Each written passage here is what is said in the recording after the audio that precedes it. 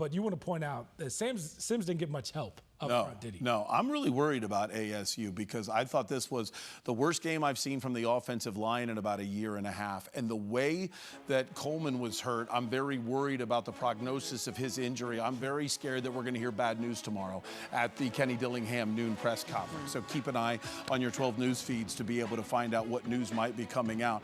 And then the other thing is I thought the defense was atrocious, and that's not the norm. Now, Utah's good, and they're even better at home, so I want to say that. But there were a lot of problems on that field, and I would say, thirdly, I'm kind of staring down the rest of the offense as a whole.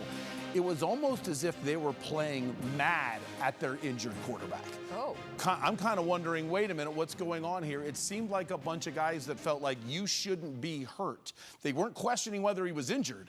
It was more like, why are you hurt? Why aren't you out here kind of thing? Did you do something that didn't take this moment seriously to get ready for the game? Well, we did see Sam Leavitt walking into Rice-Eccles Stadium on a walking boot. Head coach Kenny Dillingham said early Friday morning that he's been battling an injury since Baylor. But do you expect him to be healthy enough to go against Texas Tech, a major game at home, especially after what we saw in the ineffectiveness of Jeff Sims? Doug, can I start?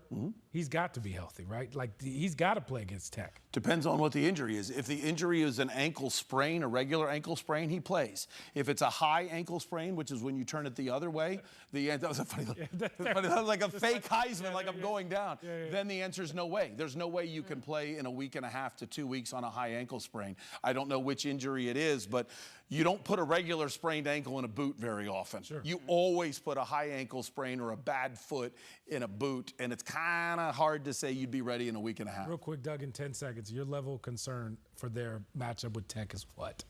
Extremely high. Texas Tech, 2 wins by 24 points in the conference, 1 win by 25.